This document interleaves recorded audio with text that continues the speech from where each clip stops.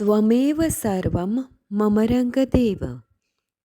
દત્ત ભાગવતનું બિરુદ પામેલ શ્રી રંગ અવધૂત શ્રી વિરચિત શ્રી ગુરુલીલામૃત ગ્રંથ આવાગમનના ફેરામાંથી મુક્ત કરાવે છે.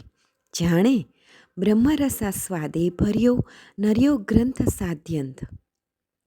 આ વરદ અને ઔપાસનિક ગ્રંથને રંગબાળ શ્રી જગદીશાનંદજીએ સરળ અને સંક્ષિપ્ત ગદ્ય લેખન રૂપે વર્ષના દરેક દિવસ માટે એક પેજ તેમ 364 પેજમાં આ શ્રીરંગ બ્રહ્મરસાસ્વાદનું સર્વને રસપાન કરાવ્યું છે. તે ક્રમમાં દરરોજ શ્રવણ કરીએ. દત્તબાવનીના ગાન પછી આ એક પેજનું પઠન કરવું શ્રેયસ્કર છે. સપ્તાહ 11 શુક્રવાર.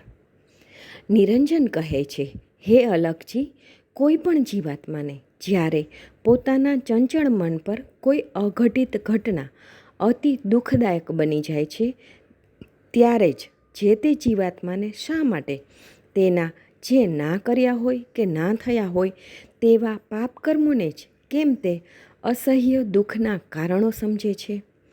આવા કરુણાના જ સમયમાં કેમ સ્મરણ થાય છે? અલખજી કહે છે, નિરંજન, મનુષ્યનો એક સ્વભાવ છે કે આ સકળ જીવનમાં જે કાંઈ સુખ દુઃખ દ્વારા જે અનુભૂતિઓ થાય છે તે પોતાના પૂર્વકર્મનું ફળ છે, જે તેણે પોતે જન્મજાત અથવા તો કેટલાક દેવયોગથી થતા હોય છે. સામાન્ય માનવી તેને સમજી શકતા નથી.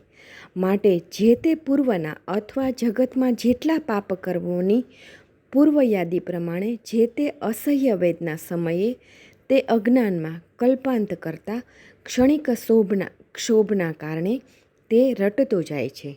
અહીં ઇન્દુમતીનું કલ્પાંત આખરે રડી રડીને છેવટે તો મૂર્છા જ પામીને એટલે તેટલો સમય જે તે દુઃખના મૂળ સાથે ઓતપ્રોત થતા તે તેની વેદનાને શાંત કરી દે છે. વળી જાગ્રત થતાં પાછું ગાંડ પણ ચાલુ થાય છે.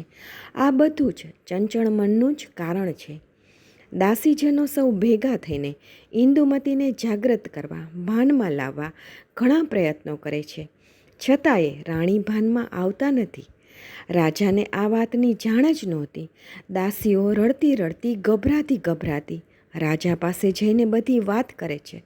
વાત સુણતા જ રાજા પણ ખૂબ દુઃખી થયો ને દોડતો જ્યાં રાણી ભૂમિ પર પડી હતી ત્યાં ગયો.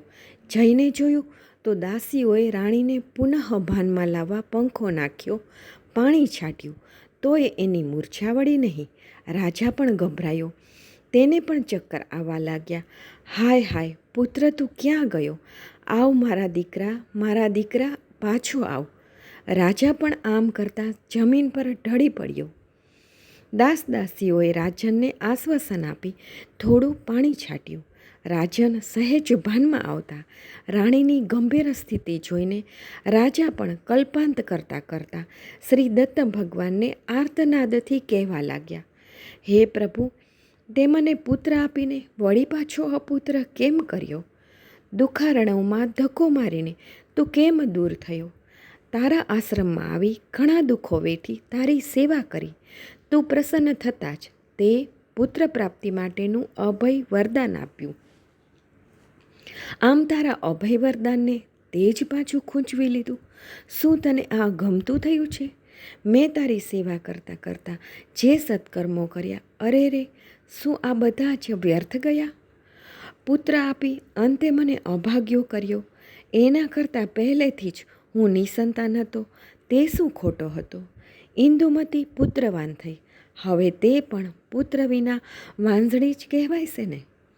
અમારા બંનેનું હવે મોઢું કોણ જોશે? અમને જોઈને નગરજનો અમને મહેણા મારશે ને અમને અપશુકન્યાળ ગણશે. અરે રે દેવ, પુત્રને તે દૂર કર્યો એના કરતાં અમને જ મારી નાખ્યા હોત તો આ દુઃખ ભોગવવાનો અને અશ્રદ્ધાવાન થવાનો વારો જ ન આવ્યો હોત. આયુ રાજાને તેના નગર પર, તેના પહેરેદારો પર, તેની સેના પર, યંત્ર મંત્ર સૌ પર ધિક્કાર થવા લાગ્યો.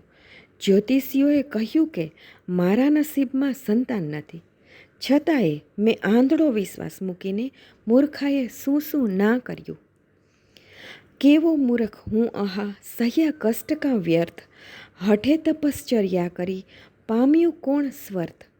શ્રી ગુરુ લીલામૃત અધ્યાય 46 દોહરો 80.